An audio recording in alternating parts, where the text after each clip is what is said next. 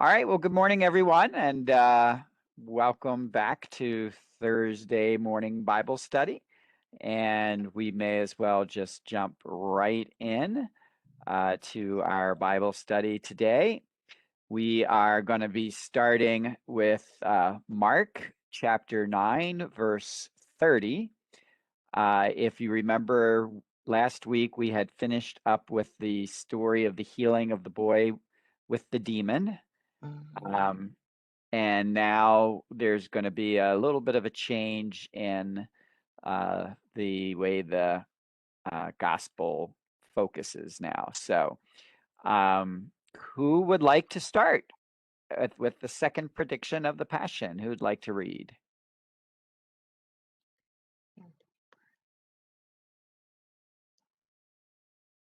Don't be shy. I'll read Father's Karen. Okay, good. At 30, okay. Yep, at 30. The second prediction of the Passion. They left from there and began a journey through Galilee. But he did not wish anyone to know about it. He was teaching his disciples and telling them, the Son of Man is to be handed over to men, and they will kill him. And 3 days after his death, he will rise. But they did not understand the saying, and they were afraid to question him. Okay. All right. Keep So, going. nope, stay with that. So, first impressions.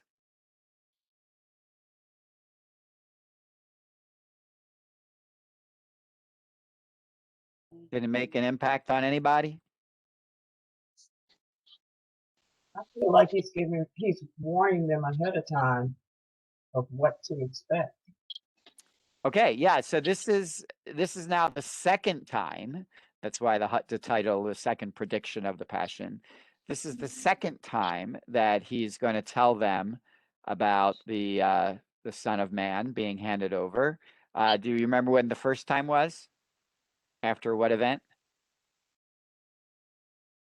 It was after the Transfiguration. Remember?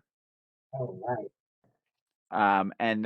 But there was he at the Transfiguration? Did he have all of the disciples with him? No, No. he only had 3. Yeah, he had his inner circle, James, John, and Peter, right? Peter. So now Right. this is the second time he's saying it, but it's really the first time that he's saying it to all of the. Well, wait a minute. Now in Mark's gospel, that might not be right. He may have said this. No, that's right. No. Yeah, they're considering the first prediction after he said it about who do people say I am.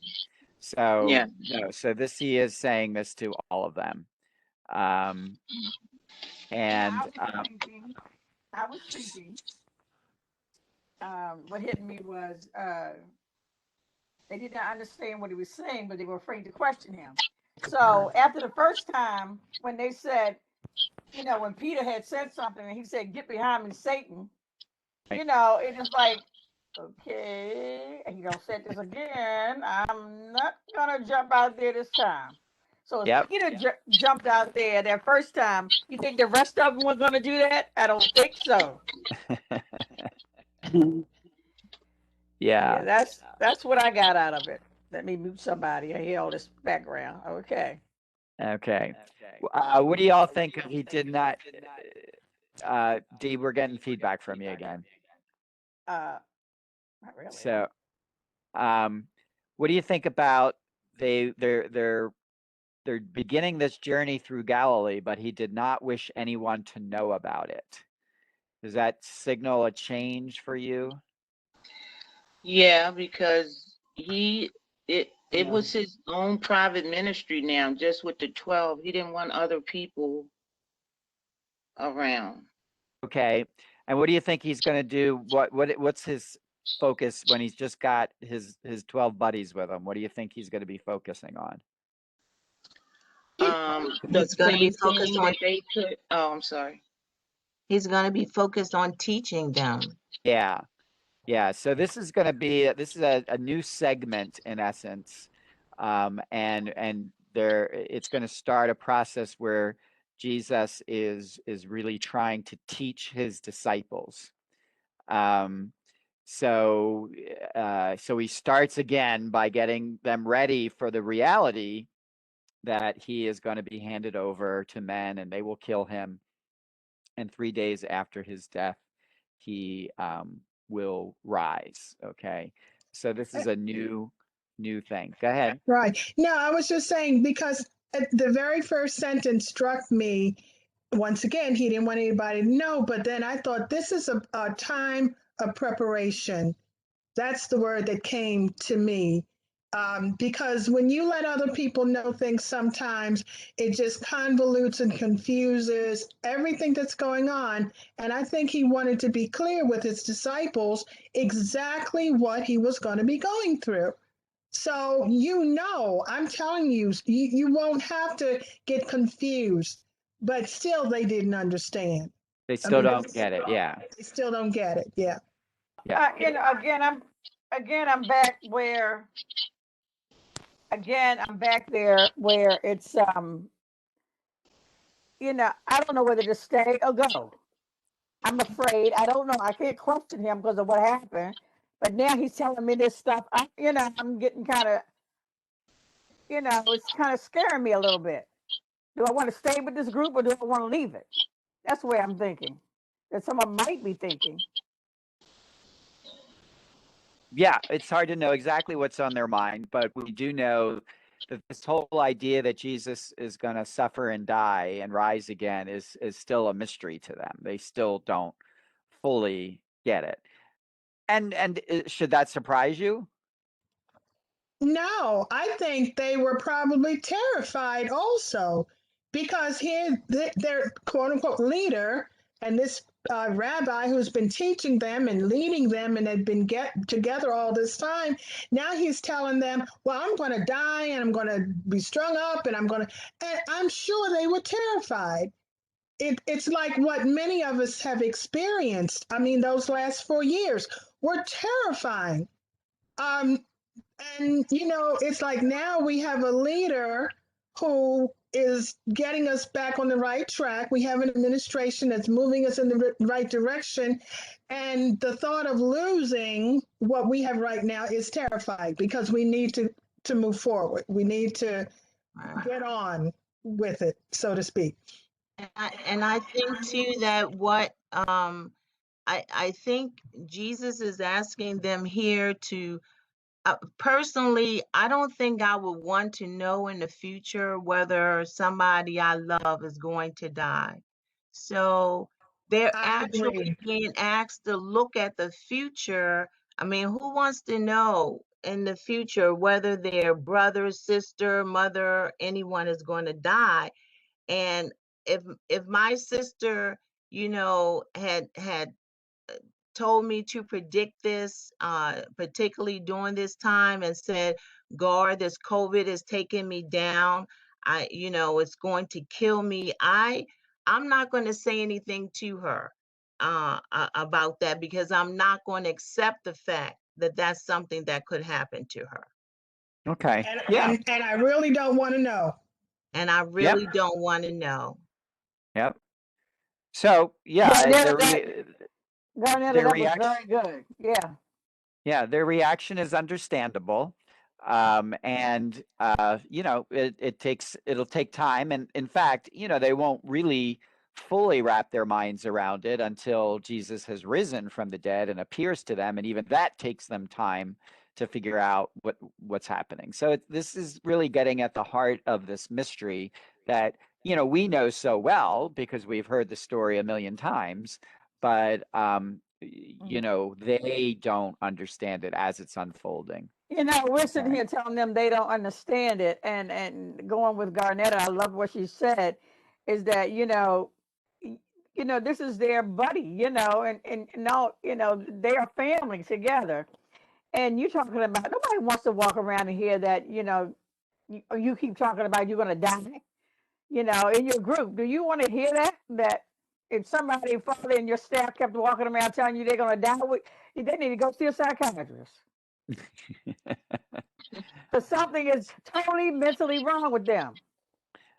Well, I wouldn't Wait a necessarily minute. go that far, but they may not want to hear it. I mean, like, even if you have been diagnosed with a terminal illness and you've accepted that you only have a few more months, most of the time the people around you don't want to constantly hear that, because it's just upsetting to them.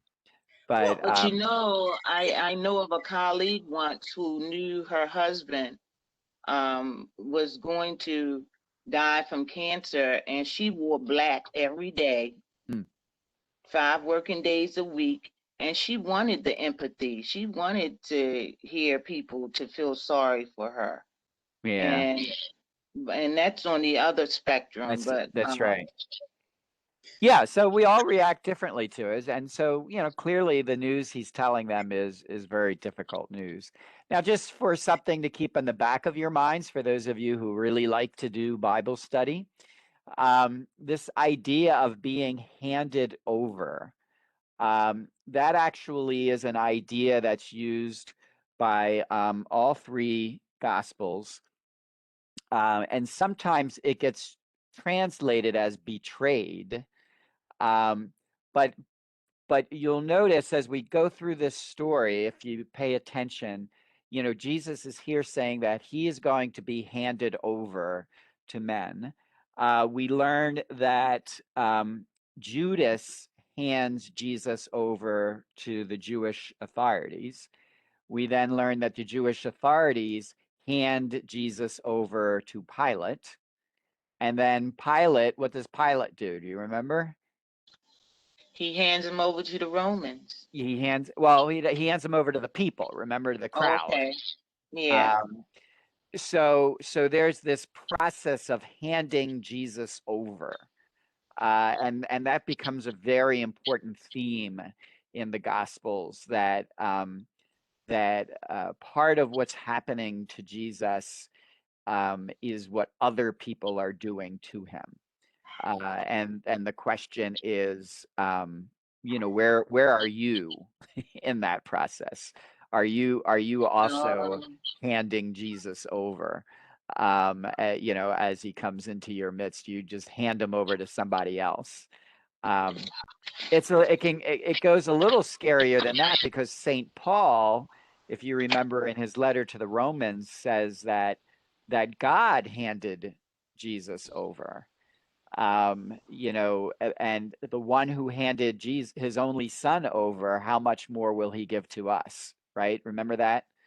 Um, so there's this notion that Jesus gets handed over from one person to another. Just keep that in the back of your minds as we're going forward, and see if you pick it up. Okay. All right, let's now go to the next section, and Karen, you can continue with verse 33. The greatest in the kingdom. They came to Capernaum, and once inside the house, he began to ask them, "What were you arguing about on the way?" But they remained silent. They had been discussing among themselves on the way who was the greatest. Then he sat down, called the 12, and said to them, "If anyone wishes to be first, he shall be the last of all and the servant of all."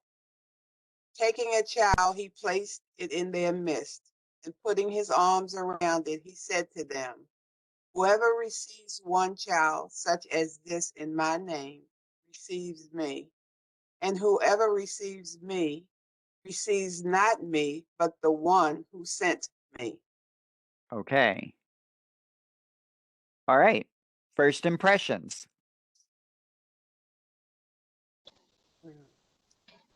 I thought of um, Muhammad Ali versus Sister Teresa. All right. Now that you're going to have to explain. You know how Muhammad Ali always was in the on screen talking about, "I'm the greatest, I'm the greatest, I'm the greatest."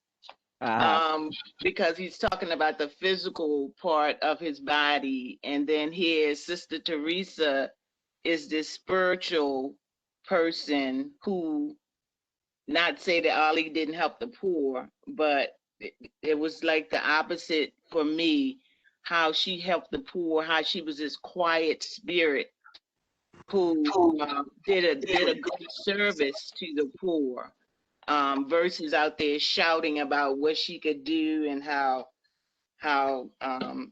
she was the greatest. But that's what came to mind. Okay, that makes sense. That makes sense. That makes sense. Any other initial thoughts? Who was it? You know what hit me? After Jesus asked them what they were arguing about, they remained silent. It's almost like they knew they were wrong. I mean, oh, I'm better than you. No, I'm better than you. That whole sense of pride and arrogance and whatever else. That's what hit me. They remained silent because they knew they were wrong. Okay. Me is that Other thoughts? I got brothers, and this reminds me of my brothers. When they get together, they always boasting out one another. They always doing that. It's like four of them. They'll be there on my mother's porch, especially in the summer, and talking about what they can do and who they are.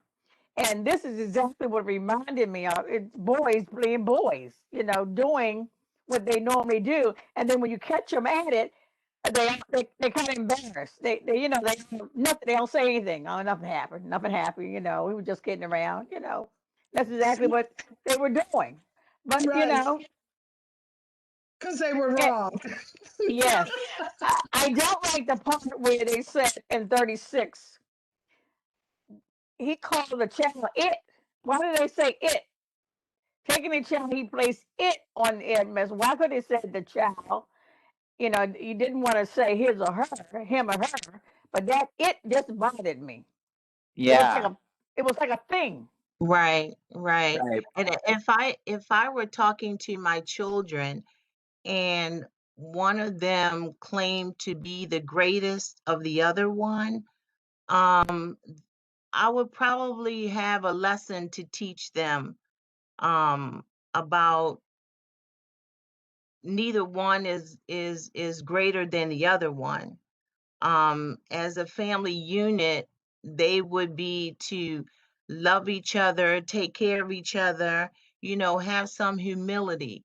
But I would never let a child of mine, one, think they're greater than the other. I guess I don't know what. Okay. It's not that you allow the child to do. It's a game that they play amongst themselves, especially with parents. They'll be there talking about who's the favorite son. Who's the favorite, and I don't care what you do. These are grown men, and my brothers are grown, and I don't care what you do. About that. They're going to, get in this little thing about mom and dad because they see it differently. You see Mhm. that you treated all of them right. You see that you had this conversation with them, but they see you had it a little better with Johnny than you did with me. That's how Right. they see it. Yeah, Yeah. But when you So hear do girls do that? did girls, Do girls No, do that? no, they don't do it like that, but they will say in a little sly way, you didn't get that for me. You didn't do that for me. So my mother, she, Girls do do it too. that. Girls but do that. not like boys, not but like boys. Well, when you I hear had when two you hear sons. go ahead. I had two daughters, and they did that. They did that. Oh, you love her better than me. You treat her yeah, different. the favorite. You let her I do was this, and you wouldn't let me. So when so even if men and women might do it differently, what is this all in common when either you're bragging or you're comparing who gets what's behind that? your ego. Jealousy. Yeah, Your ego. That's ego, what it is. Yeah. and what are you doing? You're competing, right? Yes. Yes. Yeah, it's one against the other, one against the other. And I would agree that men tend to do it more obviously because we're raised and trained to compete, you know. But I think girls and women do it as well, but they may do it in a different way. The way I experience it, at least by watching my sisters, is they keep score. That's the way I would say. Is that guys compete overtly with who's the best, who's the greatest, who's the fastest, who's the favorite, but girls keep score. All right, who got this and who got that and who didn't get it, and why did they get were treated this way. So I Or I would or girls who were like you let her go out with a guy when she was 16 or whatever. They keep, like you just said, they keep scoring. Like, you let her do it, how come I can't do it? And that's kind of stuff they do. Yeah. So I mean, I think we all can fall prey to it. Um, and when we're called on it, then what we usually don't have much to say, right? We realize, ooh, uh, maybe we shouldn't have been doing that. And so, as Esther said, that's probably why they remain silent. Now, let's also put it in the larger context, and I think that's where this really has its impact. And I think that's something we all have to. What did he just get finished telling them? That he That's would what I'm be handed over. That he was gonna die, hand it over and die. right. And then what's the next thing they start to do? Question him. Did they question him? No. No, they were afraid to No, they were question him. afraid to question him. Yeah. Right. So they don't say it. question him. They So had they the don't questions up here. they don't say anything. No, the fact is they don't say anything. They don't question him. And what do they start to do? Figuring who's going to be next Who's and the taking his greatest? place. Yeah, they start Yeah. arguing as to who's the greatest. Right. And the implication is the implication that, well, once this guy's gone, the greatest among us is going to take over. So how do you think Jesus, how would you feel? I mean, Jesus here, he just told them he's going to suffer, he's going to be betrayed, he's going to suffer, he's going to die. And then the next thing they start doing is they start arguing who's the greatest. Sounds like to me that they're just moving on to the next point. Like, what are y'all saying behind my back? Yeah, it's kind of Right. it's like insensitive, don't you think, at the very least? Right. I think Jesus is just shaking his head, going like, "What? What? I just can't." I mean, I kind of feel like Jesus was speechless because here I've been with these people. I've revealed these things. I just told them that I'm going to die, and they go to arguing. I mean, I can't even imagine what Jesus must have been thinking. Because they're boys and they have a hard time expressing their feelings. Number one is they didn't say anything when he was questioned. They got all this stuff in them. Okay, they questioned the first time, "Get behind me, Satan. I don't know what to do with this." So let's, who's gonna take his place when he's gone? It's like, since we can't question it and don't know, they're confused. So they doing the next best thing. Okay, but go ahead. I don't, to me, they're like normal people. They're doing what the average person would do. If you have someone, let's say your father, your mother, and you're a family, and you know your mother or your father's getting ready to die or leave you, you're not going to tell me there are not going to be discussions of who's going to take over and take their place. Who's going to be head of the family now? And that's normal discussion from normal people. You have it with families, you have it with businesses. Somebody's retiring. Okay, well, I'm going to take their place. I want that job.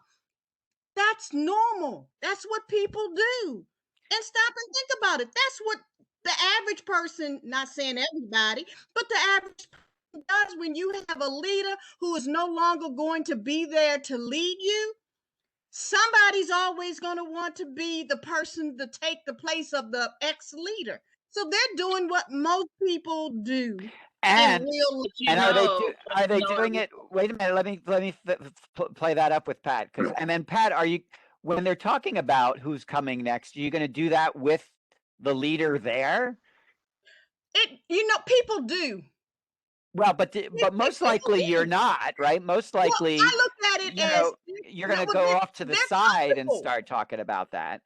And But they're comfortable enough to do it in front of him, and maybe he has some input no, as to say, but they weren't doing it in front of him. That's exactly the point. So you're right, Pat. So look at the dynamic. He tells them that he's going to be handed over and killed and everything. Then they're clearly talking about this along the way without him participating, right?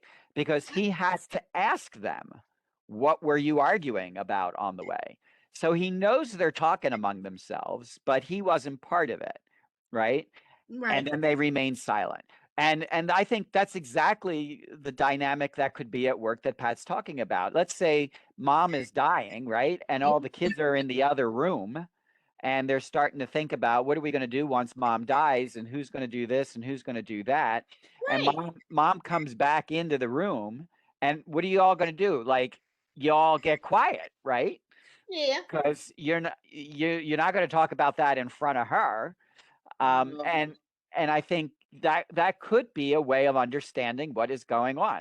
Just what you said, Pat. So he tells them he's not going to be around, he's going to die and everything. They start talking among themselves as to who's the greatest and who can take over. And he comes into the room and says, "What are y'all talking about?" And they go silent, right? Um, Yeah. So Reginald, do you want to jump in, because I keep muting you and you look like you wanted to say something. You got to jump in. You got to jump in here.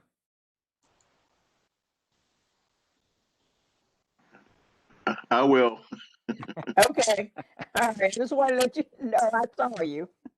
Okay. All right.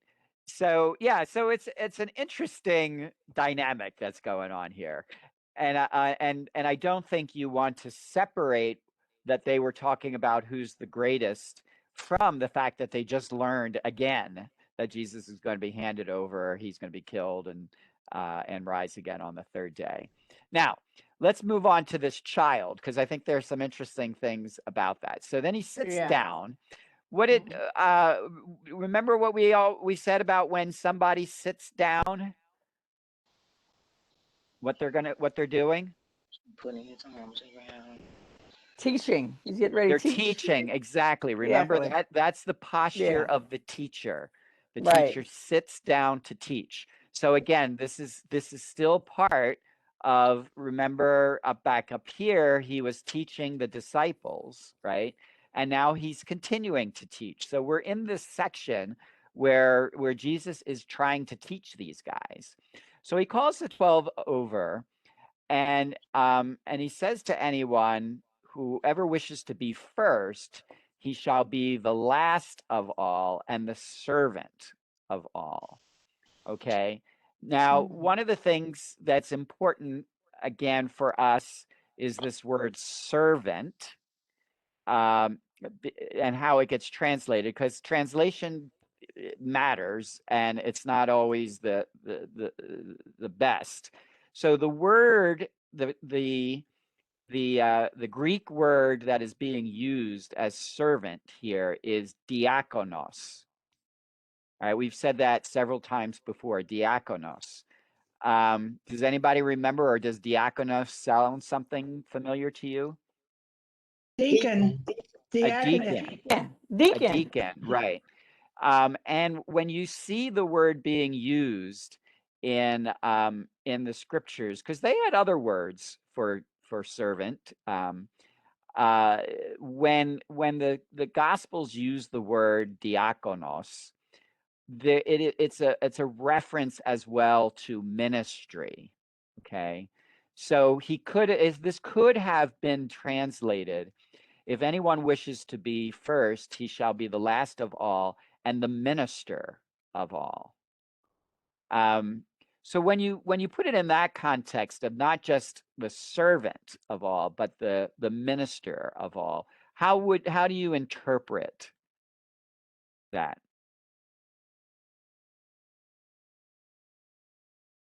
What do you think Jesus is telling you?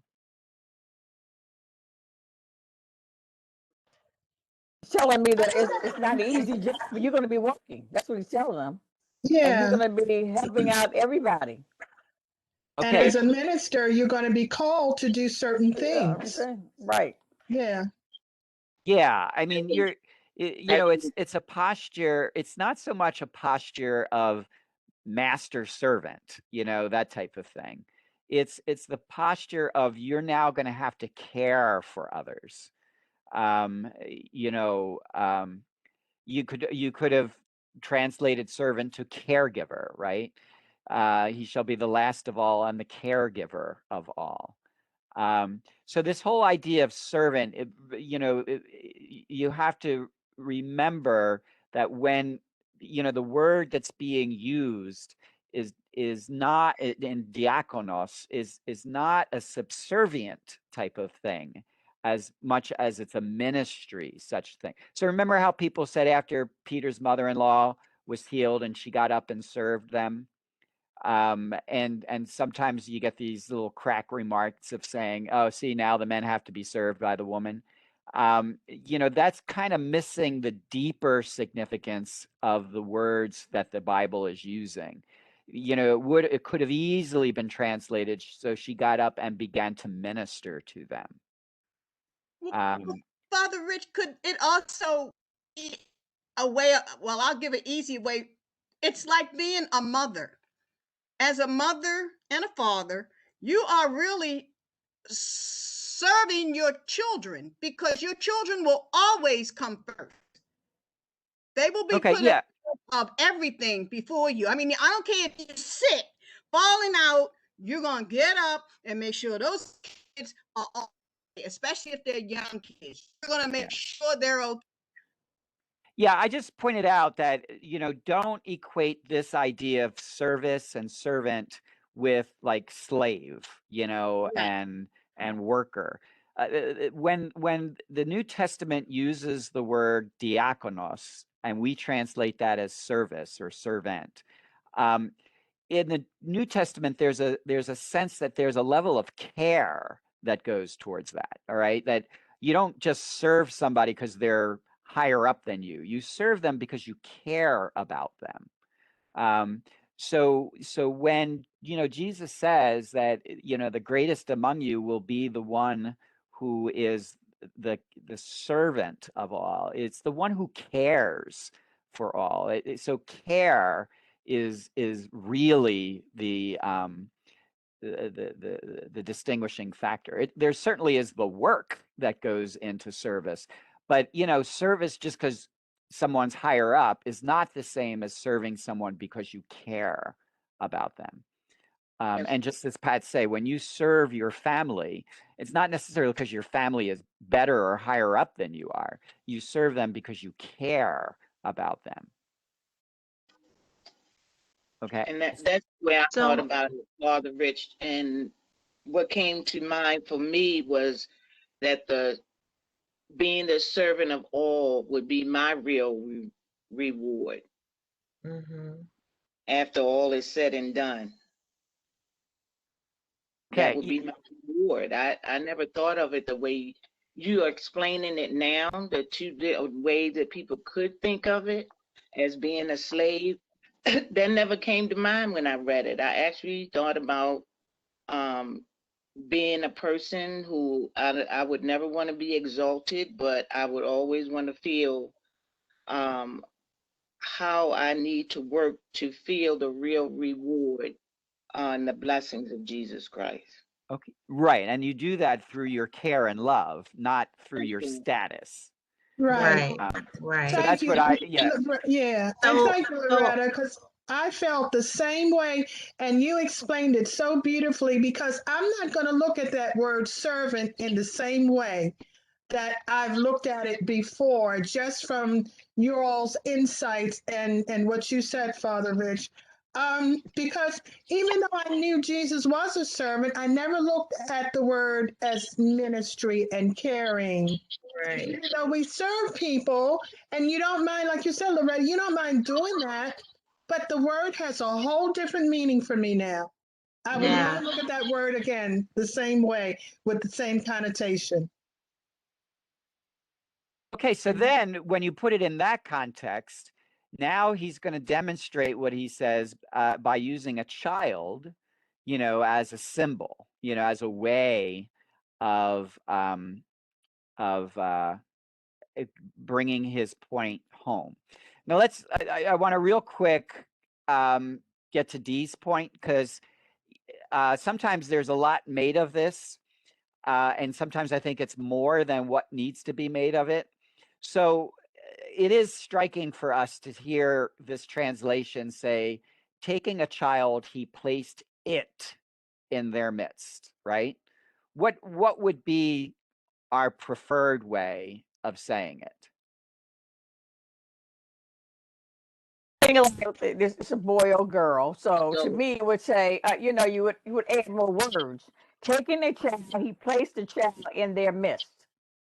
Okay, so you might say the child again because you don't know if it's a boy or a girl.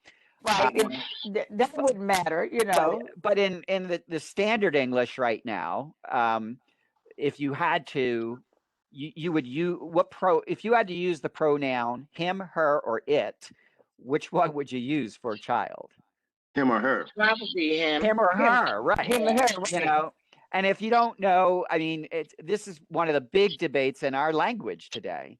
Um, you know, you would just say right now we would just assume a he, right? Because he could be generic.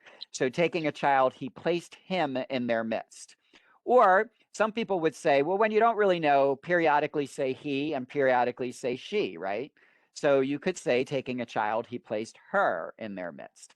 But in the English language, should you ever refer to another person as an it? No. I No, wouldn't because it depersonalizes them. right. Right, no. That is not an acceptable translation in English to Right. refer to a child, a human being, as an As an it. it. It, Okay. yes. There Make it is an object. nothing in our language that indicates that that is an appropriate translation. Um, Okay. and um, and you will hear, listen at, sometimes you will hear people talk about a child as an it. And that is just not appropriate, in my opinion. A child is like an adult, a he or a she. And if you're not sure, you could say he or she, or if you want to repeat the word child so you don't have to use a pronoun, that's fine. But we would never refer to an adult as an it, correct? Have you ever heard anybody say that person over there, give it, give it a hug? No. No. No, Sounds like you're you talking about an animal, yeah, but not, and I don't it's a mean a non dog because it's a a dog people non-human person. right. People don't even say that about their dogs. So why does this translation say it? And it has to do with the way the Greek language works. And this is why I personally think this is a bad translation, because Greek doesn't work the same way English works. So in Greek, every noun is either male or female, right? Or it's also neuter. So we don't have this concept in English, that a noun is male or female or neuter. Um, if any of you knows Spanish or another like Latin language, like Spanish or French, they do have that, right? So casa, which means house, is a feminine noun. And so when you refer to casa, you use feminine pronouns to talk about it, because that's how the language works. In Greek, it works the same way, but the word child is a neuter noun. So it takes a neuter object, pronoun. but it doesn't mean in Greek that the child is an it. It just means the pronoun that you're using to talk about a child. If the pronoun, let's see, servant, the pronoun servant, diakonos, is a masculine, um, the servant is a masculine noun, and therefore anytime you use a pronoun to refer to masculine, you would use the masculine pronoun. It would be him. Um, I don't know offhand. I can't look over here. But let's use a word that we know for sure. A daughter is a feminine noun in Greek. And so whenever you refer to daughter with a pronoun, it would be a feminine pronoun. Child is a neuter. So whenever you refer to it in Greek, you use the neuter. But when you translate it into English, this is what I would say is English doesn't use the neuter pronoun for human beings. It's not the way our language works. And that's why, as Dee saw, it's startling to see he's taking a child and he places it in their midst. And I understand what you're saying about different translations, but if this is translated and all this whole text has been translated so that we can understand it, then why would you not translate it so that this would make sense and we wouldn't have this conversation? Exactly. And I agree with you, Dee. I think I've heard whole homilies about Where how did this a child come child is from? worthless because it's considered an it, and that to me is so bad theology because it's just a bad translation. If you read the Greek, if you were reading this in Greek, that it would not jump out at you because that pronoun would agree with the child. You know what I mean? The Greek does not imply at all that this child is not a valuable human being. And in fact, everything that Jesus will say about it will indicate that the child is valuable.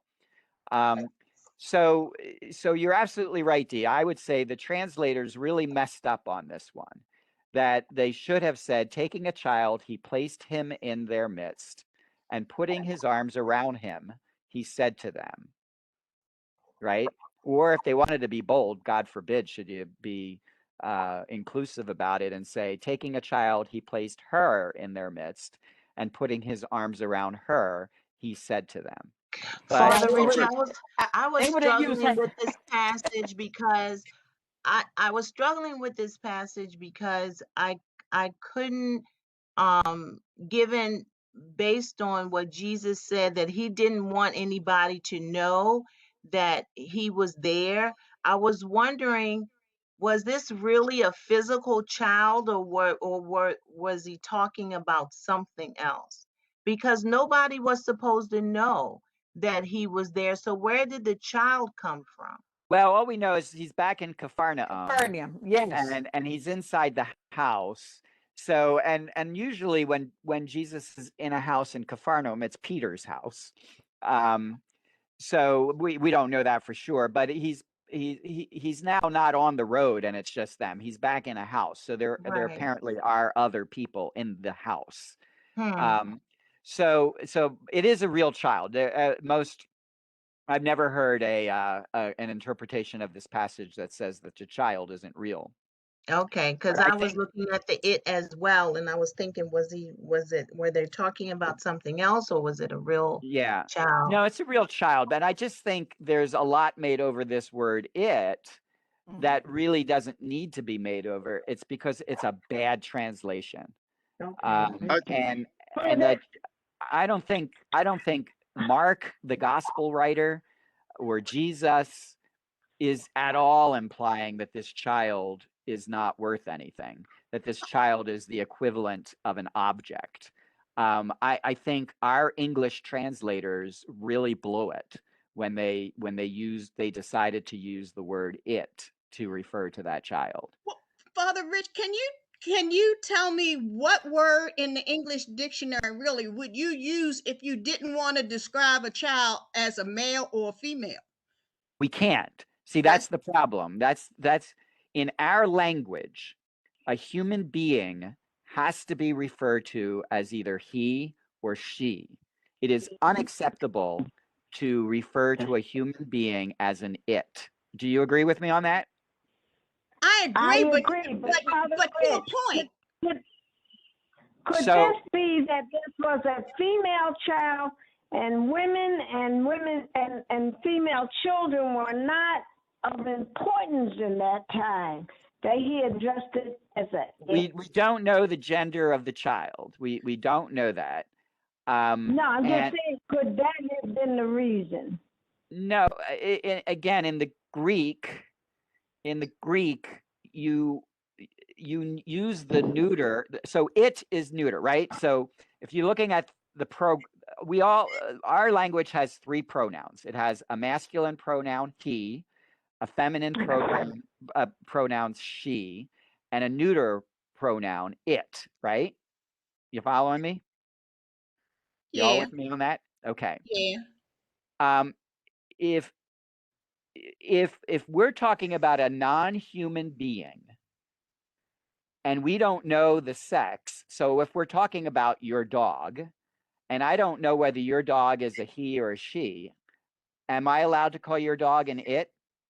Well, that's the only way you're going to find out. And that's what most people say. When people have babies and they don't know what it is at the hospital, and the father comes up or whoever comes up, they say, "What is it?"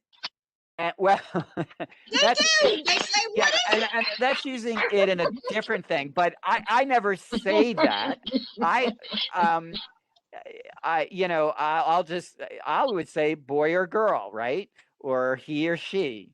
I I mean, I would always make an effort when I'm using English language never to refer to a person as an it. And Um, you already know that a common person, most of us don't know our own language. We don't even know what words to use. Otherwise, we wouldn't have all this slang they talk in the streets or in your homes. so Yeah. so in formal English, when you have to refer to a person and you don't know the gender, actually in formal English, it is appropriate to use he because he is considered to be generic. In the modern world, that is being challenged in our language. Okay. So as women have advanced more in status and they've had more to say and they've been challenging society, they would say that he is no longer generic. You know, he refers to men, she refers to women. So if I were to have to translate this again and being sensitive to that, I would say, just I think as Dee had offered, taking a child, he placed that child in their midst. Okay. Now I have avoided using he or she, but I didn't call the child an it. Right. You added a few more words, but it makes the sentence flow better. And we would not come back and had this long, almost a half an hour discussion on the word it. But I think it is important that we realize that we do not refer to human beings as it. That is not appropriate in our language. And I've not seen anybody, even folks who don't like using he generically, to include humans. I mean, to include both male and female. I've never seen anybody argue that we should use the word it. The one thing you may have seen is sometimes we'll use the word them, even though it might be we're not sure. So we might say, taking a child, he placed them in their midst, but that doesn't work as well for us. But all I'm saying is, please do not think that the gospel does not hold children in high accord because our translators decided to use the word it. Father Okay. Rich, you know what? I'd been more offended if they had said place that in their midst. than I am with it. To call a Okay. child of that for me is nah, that's not cool at all. I could deal with it before I deal with that. Like, go get that. And I have heard people say it, go Yep. get that, and they're referring to a child. Right. Now That I remember when find I used completely that, I crazy. said I used That that child. child. Right. You know, so as to use that as describing, we're talking about the same child. Right. Um, I can deal with it better than I can that. okay, but all I'm saying is that that in our language we do not refer to human beings as an We, it. we shouldn't. Let's put it that Well, way. that's right. We shouldn't. And I mean, it's not surprising that Dee picked up on it right away because it is startling to see a human being referred to as an it. But I would say, please don't conclude that Mark, you know, the gospel writer, didn't have a respect for children, or that Jesus did. That is, I think, and I've heard homilies about that. I think that is just a wrong conclusion. It's a Um, bad translation. If you were but reading, if you were reading this in Greek, if you knew the Greek and you were reading it, it would never occur to you that Mark was being disrespectful to the child. He's using perfectly good Greek in the way the Greek language works. So I don't want to spend I that much think more that's time on it. good because I think that children are, basically the lowest people with a social status in this country and can be manipulated and abused in so many ways. So this passage is really making me think about the importance of teaching children at a very young age and to include them in Jesus's teaching and teach them how important it is to Right. understand his word, even though they don't have the monetary or political power to do things. It's still important to teach them. Exactly. And I think you're exactly right. The minute we start referring to any human being as an it, Mm-hmm. we devalue who they are, and then that gives us permission to treat them poorly Right. because they're not fully human. So Right. anyway, I just went into that because I want to make it clear that the gospel writer Mark or Jesus or even that no one is implying here that this child is not a worthy human being. It's just a bad translation, in my opinion. Not that anybody's going to pay money to hear that, but anyway. Um, so he takes the child and he places the child in in the midst, and he puts the arm around and he says, "Whoever receives one child such as this in my name receives me, and whoever Mm-hmm. receives me receives not me, but the one who sent me." So how Right. is he using the child? And don't forget, put it in the whole context of if anyone wants to be first, he shall be the last and the servant of all. What does the child begin to symbolize here? Well, I thought about this child as one who it's a society, well, the way society looks at people is low on the societal rung, meaning they don't have status, they don't have prestige, they don't have money, whatever, because they're children. They just don't have anything. But I kind of But looked at wait a it. minute. Before you do that, I want to challenge that. So why? I mean, you're right about how children are regarded, but what is it about children that we don't give them status? We don't, you know, we don't. They're not the same as adults. What is it about a child? Well, A the child very normally, first word that came to mind was vulnerable. Okay. The very first word that came to mind when I looked at that sentence was vulnerable. And that's why I said it's kind of looked at it in two ways, maybe as the child specifically as a child, but also that child as representing others who are in a vulnerable position. And Okay. that's who Jesus is talking about. Really, we have to look at the vulnerable population, those who don't have money, those who don't have status, and look at them in a way that is, and like we said before, it's ministering to them. Because once we receive that, once we do that, once we engage in that ministry, we are not just receiving Jesus, but God. So, Well, And also, go ahead.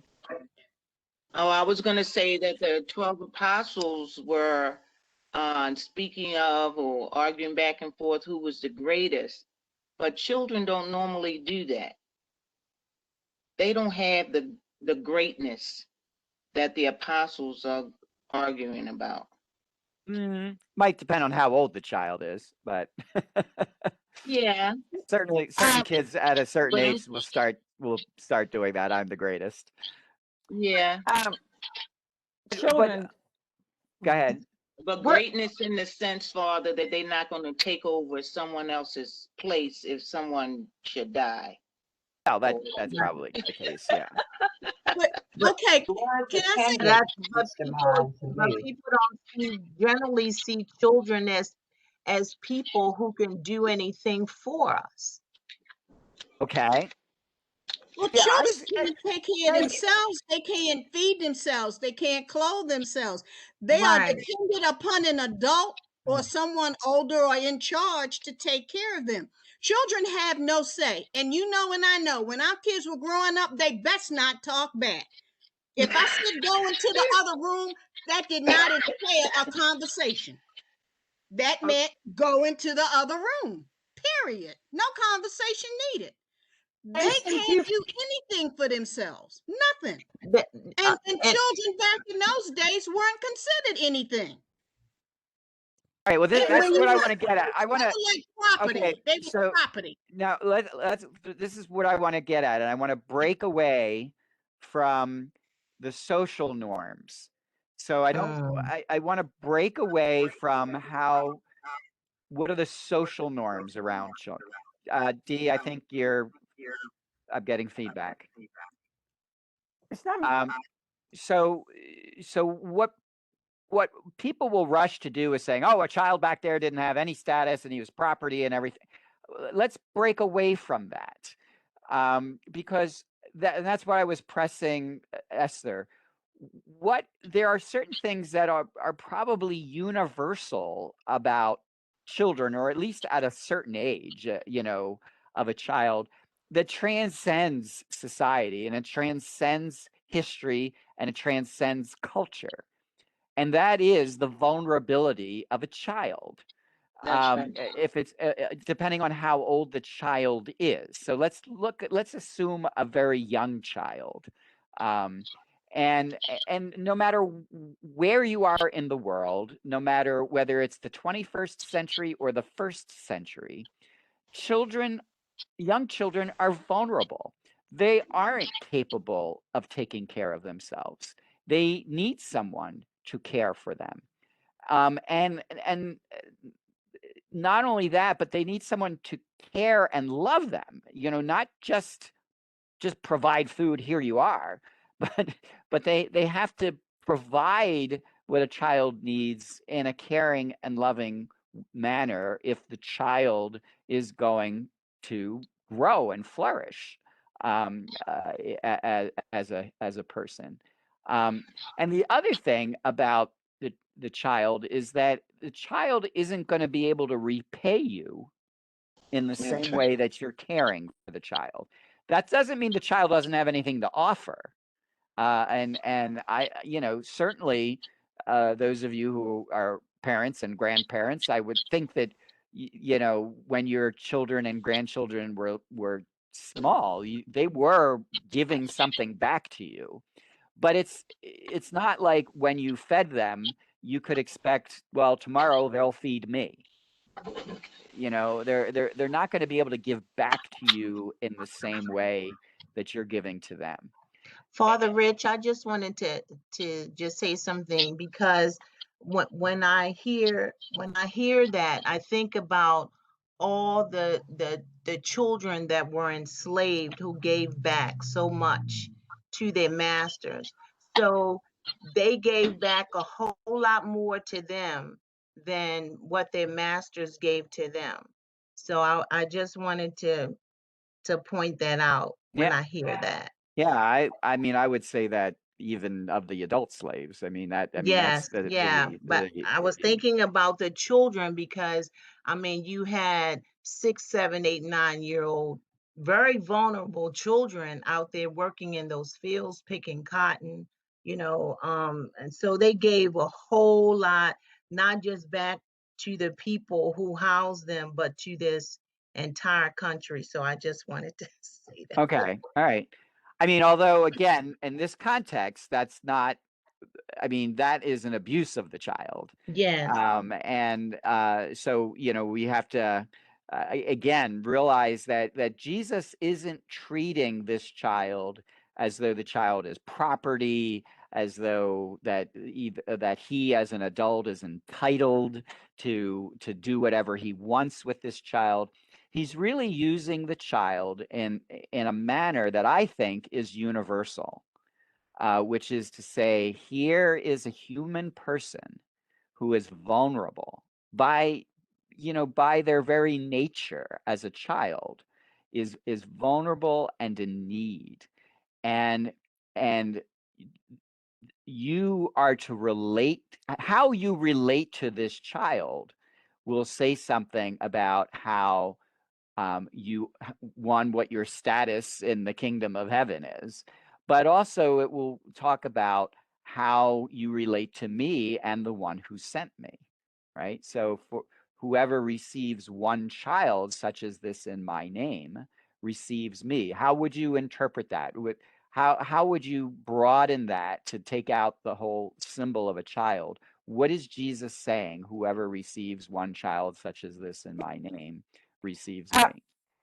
okay. I see that as I could be one child and I could be vulnerable. And if you look at upon me as being that vulnerable and receive me in my need, then you receive Jesus Christ and the one who sends me. And that person who's vulnerable could be right now, could be all those people who are in the hospital, from this virus, and that those people who are taking care of them, they are taking care of them at their own risk.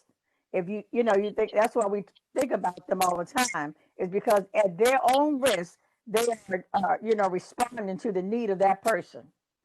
It's the homeless person that's out there, you know, especially I think about the homeless people when it's cold outside and they tell them, they mention how it's below zero and how they have to go to these warming centers and then they only got so many beds. And I said, I remember saying this one little girl said she had to go to the shelter and you got to be there a certain time. Then they tell you there's no room. How can you be that person to tell that person that it's cold outside and you don't have nowhere to go, but I don't have another bed to put you in? I think about that's what this paragraph means to me. One child means that we're all God's children. And if we receive one of his children in that manner, then we receive Jesus and then we receive the one who sent him. That's how I see this passage. Okay. Any other thoughts? Well, yeah, I think we have to be tolerant of those who are vulnerable, and even those who they have faith, but they lack maturity. Because Okay. it was a time in my life. I mean, I've learned so much just from being in this Bible study. So I know I lack maturity in certain areas, and when I speak and get responses, it respects my lack of maturity. Nobody says, Loretta, no, you're wrong, or we talk about it, we elaborate, and then I become more mature. So, and the class itself is tolerant of that. So thank you guys. Okay. Um, could it be that the children are innocent? They don't know anything. I mean, children only know what you teach them or what you show them. If you don't show them love or you don't show them understanding, then they have no idea what understanding and love is about. And you have a lot of people out here that's never been loved, don't understand that word, have no conception of that word. And the gospel, when the followers are out there, you come at people where they are, and if they're broken, you try to fix them. You try to teach them that there's something else in life that is better than what you're going through. And if you treat them with disrespect, that's all they know. They Mm-hmm. only know what they're taught. Yeah, right. And that's the posture that we need to be in. So just to kind of bring this whole passage together, and here you have the disciples arguing among themselves as to who's the greatest, because that's what's important to them, right? And Jesus immediately shifts their attention, and he uses two images. He uses the image of the servant, and he uses the image of the child.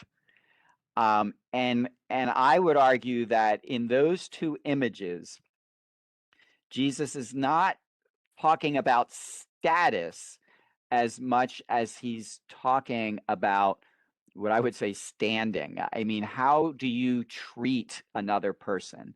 So as a servant, you are a minister. As a child, you love and care to someone who's vulnerable. Jesus is telling us that fundamentally, if we want to be part of his kingdom, we have to approach everybody with a sense of care and love, respect, realizing that everybody somehow is vulnerable. There's a vulnerability in everybody, and that we don't approach them as to, am I better than you or lower than you? Even that's not the issue. The question is, we approach another person in terms of, how can I care for you? All right. So even if you use the word serve you, how can I serve you? But just realize that it's not serve you, can I go get you a Big Mac? It's, how can I care for you? And maybe for some people that is getting them a Big Mac because they're hungry and they need food. But that's really what this whole passage is about, that the greatest in the kingdom is the one who cares and ministers for others, regardless of what their status is. Does that make sense to you? Yes, Father Rich. And you saw that caring. I read the American Rescue Plan Act, and you see that caring in that act that was passed yesterday, particularly reducing the poverty of 50% of the kids in this country. But you see that caring in that act. Mm-hmm. Yeah. So that's really, the lesson. I mean, there's a short passage, but there sure is a lot in it. And I just want to make sure that, again, as we move forward in the scriptures and we see the word servant or child, not to jump to this idea that these are the lowly ones, Right. but to move to the idea that Jesus is calling us to ministry, to caregiving, to loving, to be aware of the vulnerable, and to care for the vulnerable. Because whenever we do that, we are receiving him, and we're not only receiving him, Jesus, but we're receiving the one who sent him, who is, of course, God himself. Okay. Yes. All right. Yep. That brings us to the end of today, and we will pick up next week with verse 38.